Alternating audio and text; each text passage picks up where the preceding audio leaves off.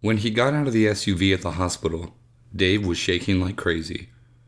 His ears were still ringing, and everything felt unreal. The same parking lot he was in 30 minutes ago looked completely different to him now. Even the hospital looked different. So did the sky. Everything had changed. He went back in the rear exit on wooden legs and tried to clear the ringing in his ears by forcing himself to yawn and wiggling his jaw around. The fluorescent lights in the hallway seemed unnecessarily bright as he made his way back to the restroom. He entered and bumped into a man on his way out. He was old and looked morose. Dave stammered an apology as he brushed past him. The man left without saying a word or looking back at him. No one else was in the room, so he got down and slid under the stall. His phone and shoes were still there. He quickly put his shoes on with his still shaking hands, slipped his phone into his pocket, then went out and rinsed his face several times before leaving the restroom and heading back to the waiting area. Sometime later, he had no clue how much later since time had both stopped and seemed to have gone sideways, a nurse approached him. "Mr. Parsons?" she asked. Dave jumped up. "Yes?" "Your wife is out of surgery and she's going to be just fine. I'll come back and let you know when you can see her. She's still sedated and will need some time. Okay, sweetie?" "Yes, thank you. Thank you very much." Dave went outside through the emergency doors and was glad to find someone out there smoking a cigarette. He offered the man $1 for a cigarette. The man declined the offer and gave him one for free. Dave stood next to the man, silently taking deep drags and blowing the smoke up into the sky slowly, wondering if his plan was going to work or if it would backfire and turn Ron into a raging maniac. He laughed out loud, thinking that Ron was already a raging maniac before he'd had the holy misfortune of ever running into the evil bastard. Things couldn't possibly get any worse. Could they? When a nurse informed him that it was time to end his visit with Nikki because she needed her rest, he didn't argue, even though there was nowhere else in the world he wanted to be than beside his wife. Nikki insisted that he go home and get some decent rest. Dave couldn't stand the way she sounded with her face all bandaged and swollen. The whole time he'd spent talking to her, looking at her, and listening to her, all he could think was, "I'm going to kill him. I'm going to kill him." He kissed her on her forehead and fought back tears when he said, "I love you, Nikki. I'll be back in the morning." He turned away quickly so she wouldn't see that he was crying and left the room. The next morning he awoke to the sound of circular saws and hammers. Then someone knocked on his bedroom door. It was one of the construction crew who was there working on Jake's room. "Sorry to bother you, man, but you got cops banging on your front door." Thoughts rushed around Dave's mind as he recalled the night before. The drive with Danny, seeing Nikki's face wrapped up like a mummy, not able to face Joy and Jake just yet, needing to be alone, to sleep in his own bed, to feel like something, anything, in his completely off-kilter world was normal and familiar. Now he could distinguish the rapping at his front door from the sound of the pneumatic hammers in Jake's room. Cops. Shit.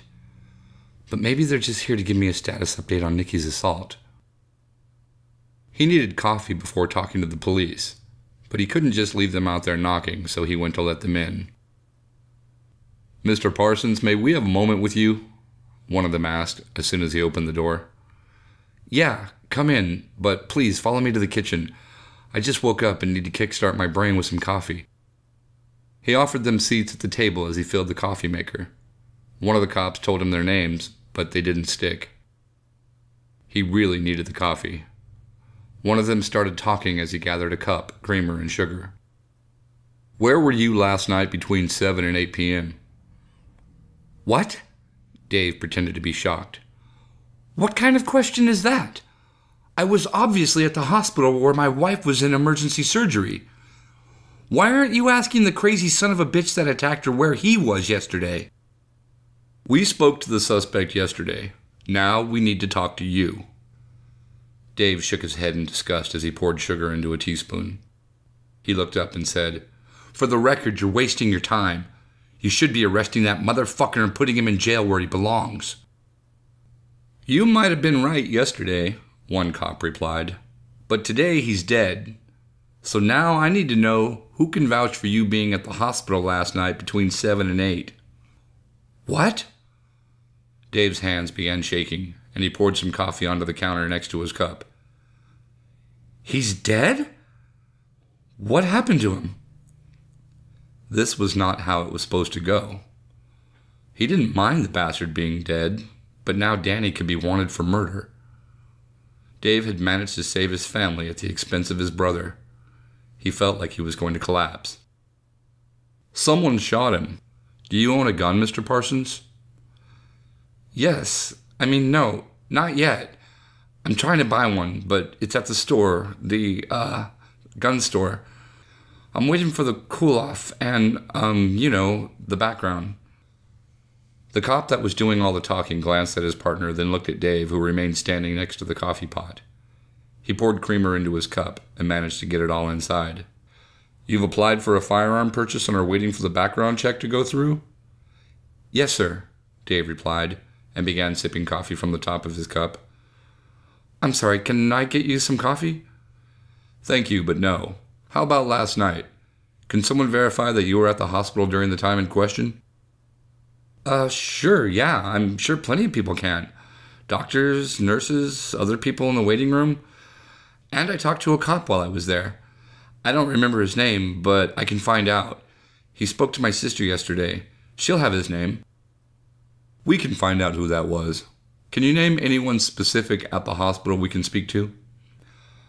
"I'm sorry, I didn't get anyone's names. My wife had just been attacked by a crazy person and was unconscious and covered in blood. And now you're telling me that psycho is dead? I won't tell you that I'm upset in the least to hear that. But can you tell me what happened and why I need an alibi?" "Ron Mackey died in a shootout last night. His wife was also killed." Dave felt his face turn white as the blood left his head. "Oh my God! What about their child? Was Theodore hurt?" "When we arrived on the scene, the child's only injuries were those he suffered prior to the shooting. He was asleep in his bed while his parents were shot to death in the street outside their house." Now Dave was really confused. How could that be?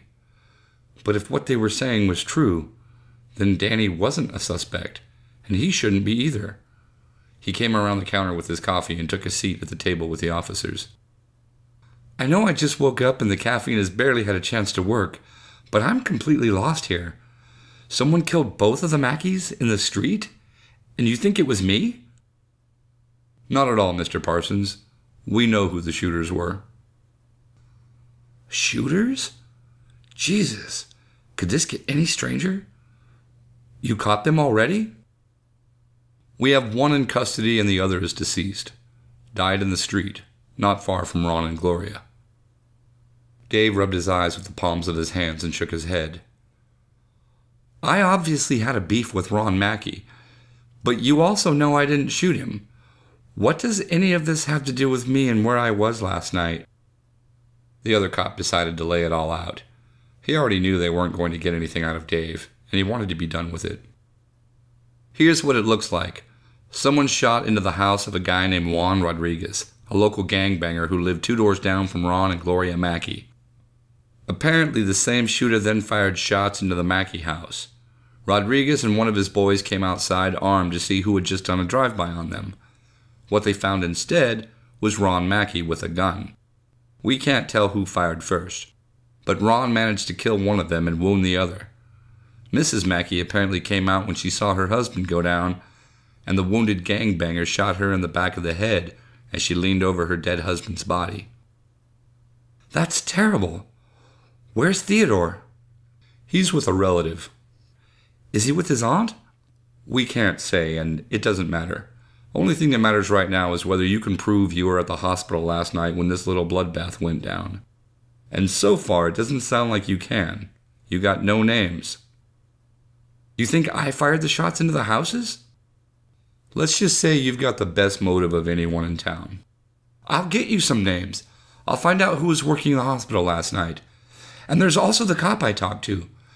And there was one guy I bumped right into. I'm sure he'd remember me if there's any way I can find out who he was. Maybe he'll be there today. I know I will be. We'll find out who took the report from your sister. You see if you can get us some other names. Maybe it was just a drive-by." The cop stared at him for a moment, and Dave felt as though he was being assessed, as if the cop was considering whether Dave was smart enough to have orchestrated the death of his nemesis. That evening, while Dave was sitting in Nikki's hospital room feeling thankful at the news that Nikki would heal completely and in time would be as good as new, except for some minor scars, his phone rang. He cursed himself for forgetting to silence the phone and answered it quickly before it could wake Nikki. He quietly exited the room and said, "Hello? Mr. Parsons? Detective Burke. Got a minute?" "Yes," he said, stepping into the hall and quietly shutting the door to his wife's room. "I spoke to the officers who came to see you this morning, and then I spoke to the officer who took the report from your sister last night. He could not verify that you were at the hospital at the time of the shooting. He spoke to you about a half hour before he went to her house. But I can... Hold on, I ain't finished. I ended up getting a warrant." Dave felt his bowels loosen as fear washed over him. He didn't know what they could find with a warrant, but this was bad news. They were still focusing on him, and they'd probably find out somehow that Danny was with him. "I checked with the phone company," he continued, "and they were able to pinpoint your cell phone's location last night as being at the hospital well before and after the shooting." "That's great. Now you know I was there the whole time." "I can't say I know anything. Maybe you had a stranger hold it for you.